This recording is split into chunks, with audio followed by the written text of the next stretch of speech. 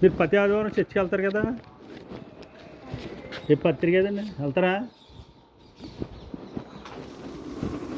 మీరండి? ఇవ్వండి, దేవునికి మహిమ కలిగింది. ఈ మాస్టర్ గారికి ఇవ్వండి. మరి ప్రభువుని మీరు ఎలాగ ఆరాధిస్తున్నారు? తండ్రిని దేవుడిని ఆత్మతో సత్యంతో ఆరాధిస్తున్నారా? లేకపోతే వస్తువులు పెడతారు కదా, వస్తువులను పెట్టి ఆరాధిస్తున్నారా? వస్తువులు మనం ఆరాధించకూడదు, వాళ్ళు డెకరేషన్ కట్టుకుంటారు. సిస్టర్ గారు వింటున్నారు మీరు? ఒకసారి కట్టండి. మీరు చర్చికి వెళ్తున్నారు కదా, ఒకసారి కట్టండి. ప్రభువుని మనం ఆత్మతో సత్యంతో ఆరాధించాలండి సిస్టర్ గారు. ఏంటంటే ఇప్పుడు పళ్ళు కాసిన పండు రైతు ఏం చేస్తాడు? తన ఫలితం దక్కాలని అట్లా కోసి ప్రజలకు ఇస్తాడు ఆహారం కొలిది. అతనికి ప్రతిఫలం డబ్బో ధనం ఇస్తారు. అలాగే మనం ప్రభువుని నమ్ముకున్నాం కదా, పుట్టుక్కాయస్తువులు అంటే పుట్టుక్కాయస్తువులు ఎలా అవుతారంటే యేసుక్రీస్తు రక్తంలో కడబడిన తర్వాత పుట్టుక్కాయస్తువులు అంటే పరలోక రాజ్యం ఓడు యేసు రక్తంలో కడబడాలి.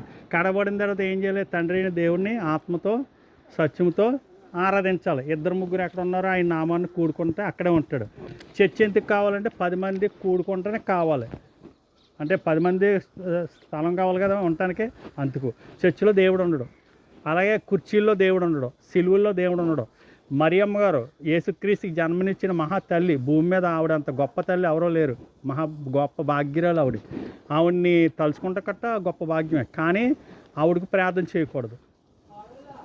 అపోస్తుల పౌలులు ఎవరు వాళ్ళకి ప్రార్థన చేయలేదు. అలాగా కుర్చీలకి ప్రార్థన చేయలేదు, సిలువులకి ప్రార్థన చేయలేదు, మరియమ్మ గారికి కొబ్బరికాయలు కొట్టి కొవ్వొత్తులు వెలిగించి ప్రార్థన చేయలేదు. అలా చేస్తే బైబిల్లో రాయబడి ఉంటుంది, అవునా కదండి? మరి బైబిల్లో భక్తులు రాయలేదు కదా అపోస్తుల పౌలు 12 మంది శిశువులు. మనం ఇప్పుడు ప్రపంచం ఎలా ఉందంటే అలా చేస్తేనే దేవుడు అక్కడ ఉన్నట్టు, మరియమ్మ గారిని ఆరాధిస్తేనే మన ప్రార్థన ఆలకించినట్టు అంటున్నాడు. అంటే మరియమ్మ గారిని కించపరుతులేదు సుమి, కుర్చీలని కించపరుతులేదు, సిలువుల్ని కించపరుతులేదు. ఏంటంటే అక్కడి నుంచి వచ్చేసిన తర్వాత దేవుడు మనకు కూడా వస్తాడు కదా. మరి అక్కడే బొమ్మల్లో ఉంటే అది అవునమ్మకం అన్నమాట, అల్ప విశ్వాసం. చూసి నమ్మట కంటే అమ్మా అది చూడకుండా నమ్మిన వారు ధన్యులు, తోమా గారికి ఇచ్చిన స్టేట్మెంట్. అలాగే మనం దేవుడు ఇక్కడ ఉన్నాడని నమ్మాలి. ప్రభువుని నమ్ముకున్న తర్వాత భూమి మన సొంతం కాదు.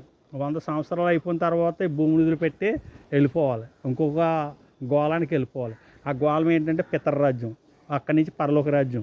అక్కడ బోలు సంతానం ఉంది, కోట్ల మంది ప్రజలు అక్కడ చూస్తున్నారు యేసుక్రీస్తుని, యెహోవా దేవుని నమ్ముకున్న వాళ్ళు అందరూ.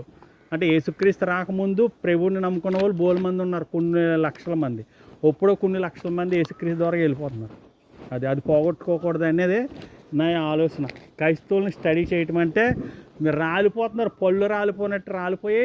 ఇశ్రాయేలు ప్రజలు కొరింథీయులు రాసిన పత్రిక 10వ అధ్యాయం అక్కడ రాయబడి ఉన్నది, దృష్టాంతములుగా ఉన్నవి ఈ మీకు తెలియాలని. అంతే ఇశ్రాయేలు ప్రజలు విగ్రహారాధన చేసి తిని తాగి మొత్తం అరణ్యంలో రాలిపోయారు.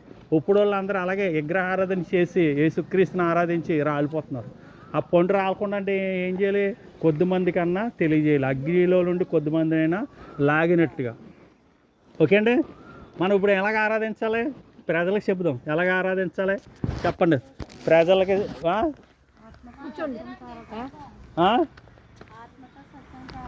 అది ఆత్మతో సత్యంతో ఆరాధించాలి. దేవుడికి మహిమ కలుగును గాక. ఇది నా స్వార్థ, అన్ని జనులకు కాదు. దయచేసి అన్ని జనుల వారు అర్థం చేసుకోండి. దేవుడు అన్ని జనులు పిలుస్తాడు, పిలిచిన వాడే రక్షింపబడతాడు. ఆమేన్. ఏ దేవుని కానీ ఏ దేవతలు కానీ దూషించమని బైబిల్ ఏమాత్రం అర్హత ఇవ్వలేదు, హక్కు ఇవ్వలేదు. అందరికీ వందనాలు. God bless you.